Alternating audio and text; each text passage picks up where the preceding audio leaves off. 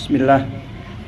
Innal hamdalillah nahmaduhu wa nasta'inuhu wa nastaghfiruh wa na'udzu billahi min shururi anfusina wa min sayyiati a'malina. May yahdihillahu fala mudhillalah wa may yudlil fala hadiyalah. Wa asyhadu an la ilaha illallah wahdahu la syarikalah wa asyhadu anna Muhammadan abduhu wa rasuluh. Amma ba'du. Alhamdulillah, pada kesempatan hari ini, hari Ahad 5 Maret 2023, bertepatan dengan 13 Sya'ban 1444 Hijriah. Maka alhamdulillah, saya pribadi mengamalkan dari kewajiban undangan dari walimah, yang mana pada kesempatan hari ini adalah walimah dari anak putri saudara kami dan sekaligus murid kami, Abu Zahroh Suherdiman, dan begitupun putri beliau. Semoga Allah merahmati beliau dan meluaskan kuburnya dan memasukkan kepada surga. Dan adapun putri beliau Zahroh yang menikah dengan saudara Yogi, maka untuk itu kami ucapkan barakallahu lak wa barakallahu alaik wa jama'a bainakuma fil khair. Dan kepada Bapak Penghulu yang kami hormati dan kepada seluruh ikhwanuna yang hadir, maka di sini kita ingin menyingkat waktu, maka kita langsung masuk kepada to the point. Ketahuilah barakallahu fikum bahwa nikah adalah suatu ibadah, dan ibadah definisinya seperti disebutkan oleh para ulama, kullu ismin jami'in likulli ma yuhibbuhullah wa yardah. Ibadah adalah segala sesuatu yang dicintai dan diridhoi oleh Allah. Maka nikah adalah perkara dari ibadah, diperintahkan oleh Allah di Al-Quran dan sunnah bagi mereka yang mampu. Adapun Al-Quran banyak, diantaranya di awal surat An-Nisa, fankihu ma taba lakum minan nisa. Saya potong di sini saja. Maka nikahkanlah atau nikahlah kalian ma taba lakum minan nisa, dari perempuan-perempuan yang kalian inginkan, yang halal bagi kalian. Adapun di dalam hadis, seperti hadis yang muttafaqun alaih, dikeluarkan oleh Imam Al-Bukhari dan Muslim dari Abdullah bin Mas'ud, berkata Rasulullah sallallahu alaihi wa ala alihi wasallam, ya ma'syaras syabab, ya ma'syaras syabab, man istata'a minkumul ba'ah falyatazawwaj, fa innahu aghaddu lil basar wa ahsanu lil farj, faman lam yastati' fa alaihi bisyam fa inna lahu wija.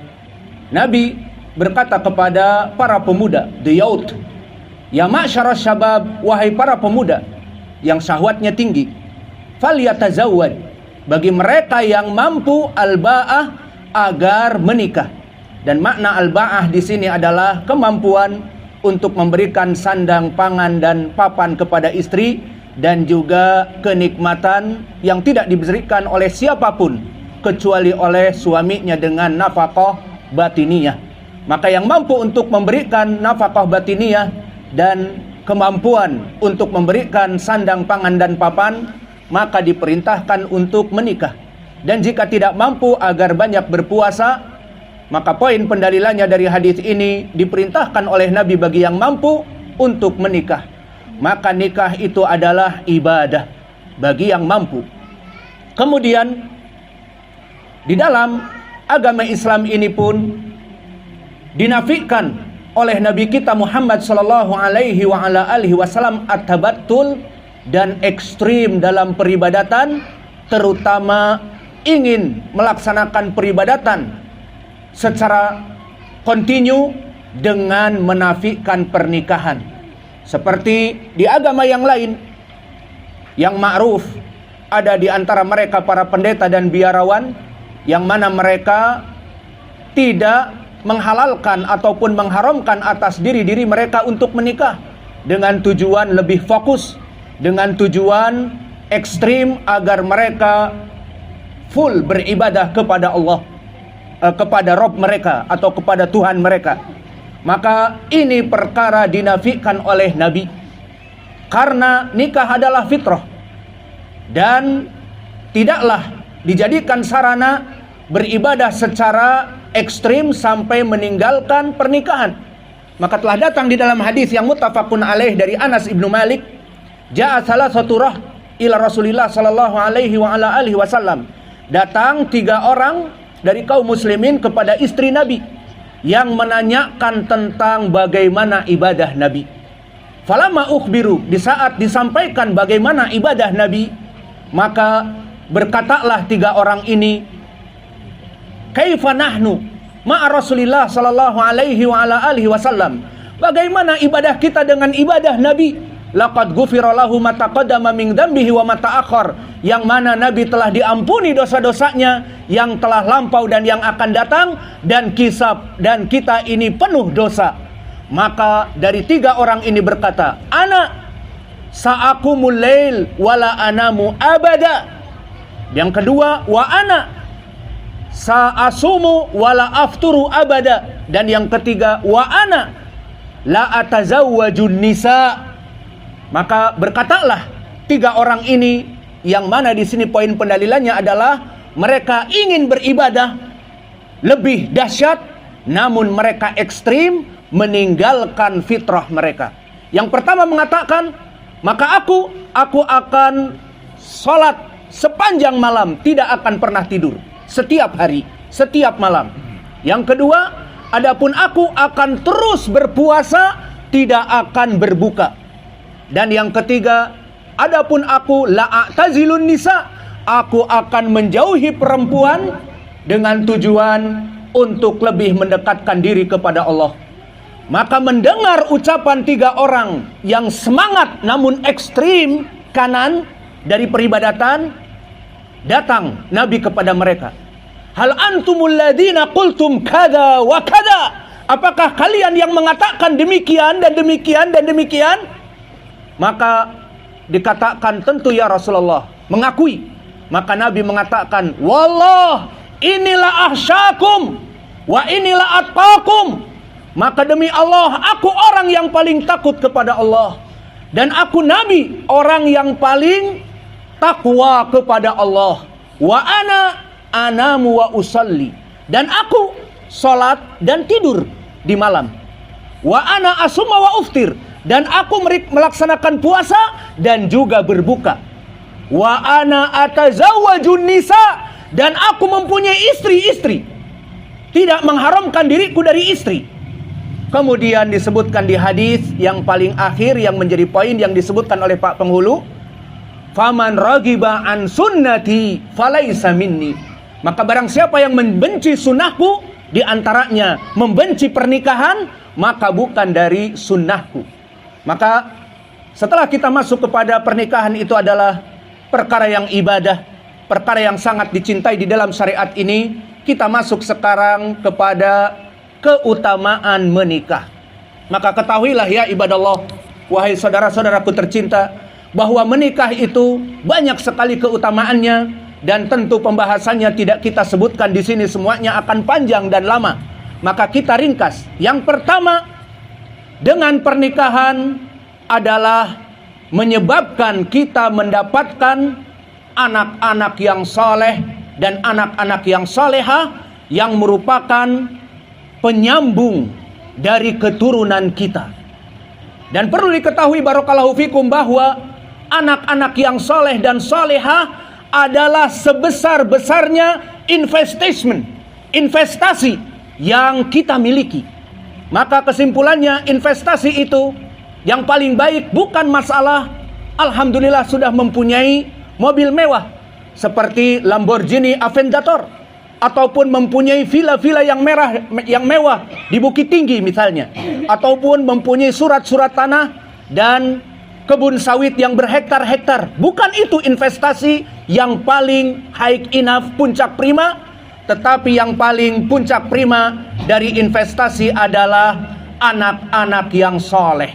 Karena orang-orang yang mempunyai anak-anak yang soleh dari orang tua, maka dia akan mendapatkan keutamaan di dunia dan keutamaan di hari akhirah. Maka keutamaan di dunia, anak-anak soleh ini akan mengajak orang tuanya kepada kebaikan, mengingatkan kepada kebaikan. Dan di hari akhirah, pertama, jika orang ini telah meninggal, seperti saudara kita Bang Suherdiman, maka anak-anaknya yang soleh, putri-putrinya yang soleh, menjadikan investasi baginya. Jika mendoakan, maka akan mengalir terus pahalanya ke alam kubur, ke alamil barzakh bagi kedua orang tuanya.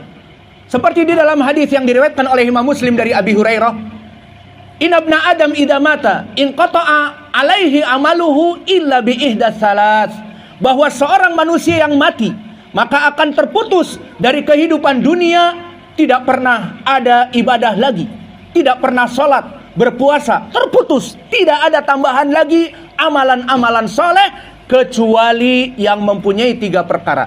Pertama, amal jariah, jika dia membangun masjid, jika dia membantu dari dakwah, maka terus menerus masjid itu dilaksanakan sholat padanya, terus mengalir pahala kepadanya. Ini hanya contoh.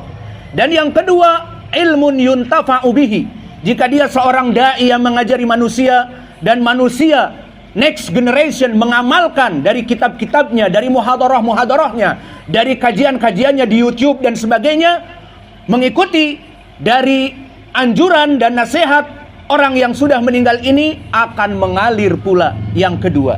Dan yang ketiga, this the point, maka ini adalah poin pendalilannya adalah waladun saleh yad'ulahu, seorang anak yang soleh yang mendoakan kepada orang tuanya akan mengalir. Maka diharapkan dari anak-anaknya saudara kita Pak Suherdiman agar berdoa dan beristighfar kepada Allah, karena akan mengalir terus kepada mereka yang sudah tiada. Dan begitupun lebih dahsyat dari itu, di mana orang-orang tua yang sudah meninggal ini kelak di hari akhirah bisa jadi Allah naikkan derajatnya surga dari level A misalnya kepada level Z, dikarenakan doa istighfar anaknya yang soleh tadi. Seperti hadis yang diriwayatkan oleh Imam Ibnu Majah dan Imam Ahmad dari jalan Hammad ibnu Salamah, dari Asim ibni Bahdalah, dari Abi Saleh, dari Abi Hurairah. Berkata Abu Hurairah, berkata Rasulullah sallallahu alaihi wa ala alihi wasallam, inna rajula la yurfa'u manzilatahu fil jannah fayaqul aina hada faqala rabbul izzah fa inna hada min du'ai waladika saleh. Yang maknanya, suatu hari di hari kiamat kelak, di mana seluruh manusia telah dimasukkan kepada surga, maka ada seseorang yang mana dia itu diangkat derajat surganya, yang levelnya A menjadi level di atasnya, atau level Z menjadi high, menjadi tinggi, di upgrade. Maka orang ini mengadu kepada Allah, aina hada, apa yang menyebabkan aku diangkat derajat surgaku ya Allah, padahal aku telah meninggal dan tidak bisa sholat, tidak bisa puasa. Dikatakan, inna hada min du'ai wal istighfari waladika as-saleh. Maka yang demikian, pengangkatan derajat di surga itu dari doa anak-anak kamu yang saleh.